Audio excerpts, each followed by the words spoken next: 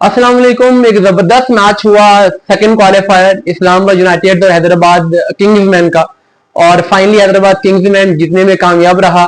तो ये जो एक विनिंग स्ट्रीक चल रही है हैदराबाद किंग्समैन की, वो लाजवाब है। चाहे मोहम्मद रिजवान ये कहें कि वो डिजर्व नहीं करते, लेकिन एक टीम जो कि पीछे 4 मैच मुसलसल जीत के आती है, उसके बाद फर्स्ट एलिमिनेटर जीती है, फिर सेकंड क्वालिफायर जीती है, अगर वो टीम डिजर्व नहीं करती तो मुझे बताएंगे कौन सी टीम डिजर्व करती है। मैच में इस्लामाबाद यूनाइटेड ने आज फिर वही गलती की जो उन्होंने जर्मनी के अगेंस्ट मैच में की थी, टॉस जीत के पहले बॉलिंग करने का डिसीजन। क्योंकि नॉकआउट मैचेस में जब आप जाते हैं तो आपके लिए बड़ा स्कोर चेज करना मुश्किल हो जाता है। आल्दो कि ये उतना बड़ा स्कोर नहीं था जितना जर्मनी ने पोस्ट किया था, मैनेजेबल स्कोर था, लेकिन स्टिल जब आप 180 से ऊपर चले जाते हैं और पिच पे अगर हल्का फुल्का टर्न मौजूद है, स्पिनर्स की थोड़ी बहुत हेल्प मौजूद है, तो फिर आपके लिए 180 चेस करना मुश्किल हो सकता है। इस्लामाबाद की बैटिंग भी कोई ज्यादा बहुत अच्छी फॉर्म में नहीं है, उस लिहाज से अगर देखें तो उनके बैट्समैन भी काफी सारे स्ट्रगल कर रहे हैं।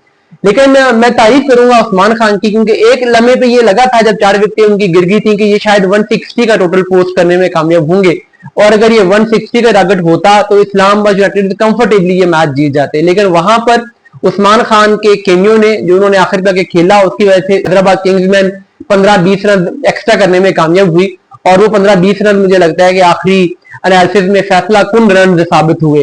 30 गेंदों पर उन्होंने 200 प्लस के स्ट्राइक रेट से बैटिंग की, और इस टूर्नामेंट में अब तक मुझे लगता है कि जो टूर्नामेंट के 2-3 बेस्ट बैट्समैन है उस्मान खान उनमें शामिल है, उनमें कोई शक नहीं है। और उनकी बैटिंग में अब निखार आता जा रहा है। एक शॉट जो उन्होंने स्कूप किया था सलमान मिर्जा की बॉल पे आखिरी ओवर में, वो लाजवाब शॉट थी। और इस तरह की शॉट्स जब एक बैट्समैन के पास आती हैं तो फिर बुलेट बेबस हो जाता है, और सलमान मिर्जा के उसके एक्सप्रेशन भी यही थे। परेरा ने भी अच्छी इनिंग खेली, अच्छा किंग खेला। वो जो एक पार्टनरशिप कायम हुई परेरा और उस्मान की, उसकी वजह से बुनियाद सेट हुई। लेकिन मुझे मायूसी हुई आज समीर मिन्हाज से। मुझे उम्मीद थी कि वो आज परफॉर्म करेंगे, लेकिन एक प्लेयर जो कि पहला टूर्नामेंट खेल रहा है, हो सकता है कि वो थोड़ा सा प्रेशर में चोक कर जाए। शायद यही वजह है कि वो आज रन नहीं कर सके।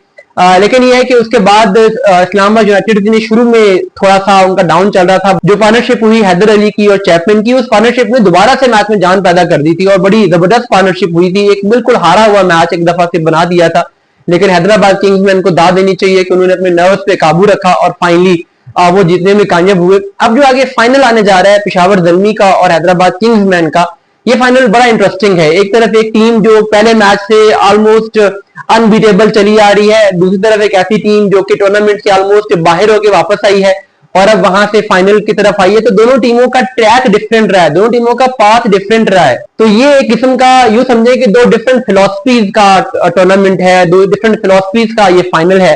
तो इस फाइनल में कौन जीतेगा, दोनों तरफ से नौजवान प्लेयर्स हैं। हैदराबाद किंग्समैन को भी यंग प्लेयर्स ने टूर्नामेंट में परफॉर्म करवाया है, और पेशावर ज़ल्मी के लिए भी बाबर आजम के साथ यंग प्लेयर की कंट्रीब्यूशन बड़ी इंपॉर्टेंट रही है। तो ये दोनों टीमें नो डाउट कि हम कह सकते हैं कि टूर्नामेंट की बेस्ट टीमें रही हैं। वो डिजर्विंग वाला एलिमेंट जो है वो अब डिबेट खत्म हो जानी चाहिए। हैदराबाद किंग्समैन ने प्रूव किया है कि वो हकदार थी। 6 मैचेस मुसलसल जीत के आगे टूर्नामेंट जीतना कोई छोटी बात नहीं है। बीच में उनकी एक बैड गेम गई थी, अदरवाइज उन्होंने 6 विकेट ली है लास्ट 7 गेम्स में, जो कि बड़ी बात है। अब होने ये जा रहा है कि इस मैच में खबरें कुछ इस तरह की भी हैं कि डैरेन सैमी भी आ रहे हैं पेशावर ज़ल्मी को बैक करने के लिए। उन्होंने इंस्टा स्टोरी लगाई पेशावर ज़ल्मी के लिए, और ये पहली दफा होगा कि पेशावर ज़ल्मी फाइनल खेल रही होगी जब डैरेन सैमी की एब्सेंस में। तो उनकी एक इमोशनल एफिलिएशन है फ्रेंचाइज के साथ, पीएसएल के साथ, और फैंस की भी एक इमोशनल एफिलिएशन है डैरेन सैमी के साथ। तो अगर डैरेन सैमी आते हैं तो ओब्वियसली इससे पीएसएल की एक जो एक हाइप है या जो एक एक्साइटमेंट है उसमें फर्क पैदा होगा। मतलब मैं डैरेन सैमी को ये नहीं कह रहा कि वो कोई ब्रायन लारा है या विव रिचर्ड है, लेकिन एक इमोशनल एफिलिएशन की वजह से एक हिस्ट्री है, और उस हिस्ट्री की वजह से जैसे डैरेन सैमी पहली दफा जब फाइनल खेलने लाहौर में आए थे तो क्राउड ने जैसे उनको वेलकम किया था, वो यादें आज भी ताजा हैं। और डैरेन सैमी की कंट्रीब्यूशन पीएसएल के लिए बड़ी है, तो इसलिए अच्छा होगा अगर वो फाइनल में आए, वो चीफ गेस्ट हों, वहां पे खड़े हों, वहां पे ट्रॉफी डिस्ट्रीब्यूट करें, और अगर वहां पे पेशावर ज़ल्मी ही जीत जाए तो फिर तो 4 चांद लग जाए डैरेन सैमी के आने को। लेकिन बहरहाल मेरी पर्सनली जो मुझे लगता है वो ये है कि हैदराबाद किंग्समैन इस दफा ट्रॉफी जीतने जा रही है।